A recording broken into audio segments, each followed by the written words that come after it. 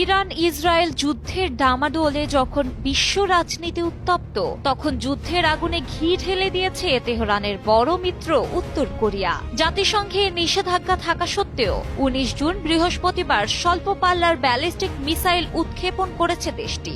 ধারণা করা হচ্ছে ইরান ইসরায়েল যুদ্ধ পরিস্থিতিতে মার্কিন হস্তক্ষেপের প্রতিবাদ জানাতেই এই ব্যালিস্টিক মিসাইল উৎক্ষেপণ করা হয়েছে। যদিও উত্তর কোরিয়ার শত্রু দেশ দক্ষিণ কোরিয়া জানিয়েছে, পিয়ংইয়ং এর এই মিসাইল উৎক্ষেপণ আক্রমণ নয়, বরং পরীক্ষা চালানোর জন্য। দক্ষিণ কোরিয়ার মূল্যায়ন অনুযায়ী উত্তর কোরিয়া কর্তৃক নিক্ষিপ্ত এই মিসাইল স্বল্প পাল্লার ব্যালিস্টিক মিসাইল। জাতিসংঘের নিরাপত্তা পরিষদের রেজুলেশন অনুসারে উত্তর কোরিয়ার জন্য ব্যালিস্টিক মিসাইল ব্যবহার নিষিদ্ধ, কিন্তু দেশটি এই নিষেধাজ্ঞা উপেক্ষা করে চলেছে। যদিও এ নিয়ে এখনো বিস্তারিত কোনো তথ্য প্রকাশ করেনি দক্ষিণ কোরিয়া।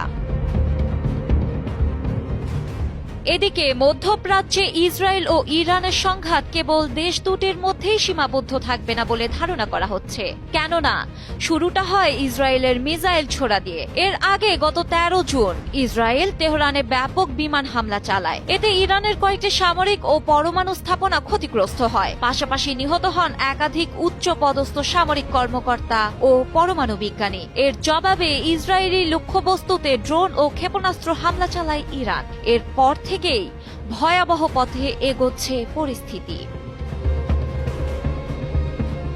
হামলা পাল্টা হামলা আর কঠোর হুমকিতে সংঘাত ছড়িয়ে পড়েছে দুই দেশের সীমানা ছাড়িয়ে বহির্বিশ্বে, কেননা ইরান দাবি করেছে এ হামলায় হাত রয়েছে যুক্তরাষ্ট্রের। এদিকে এমন মন্তব্যের পর কোনো প্রকার আঘাত এলে তার তীব্র প্রতিবাদ করা হবে বলে হুমকি দিয়েছে যুক্তরাষ্ট্র। সব মিলিয়ে এই যুদ্ধে এখন দুটি পক্ষ তৈরি হয়ে গেছে। যুক্ত হয়েছে পাকিস্তান, আরব আমিরাত, যুক্তরাষ্ট্র সহ একাধিক পরমাণু শক্তিধর দেশের নাম। এখন প্রশ্ন হলো, এরই মাঝে উত্তর কোরিয়ার এই মিসাইল পরীক্ষা কোনো নতুন সুর বহন করছে না তো?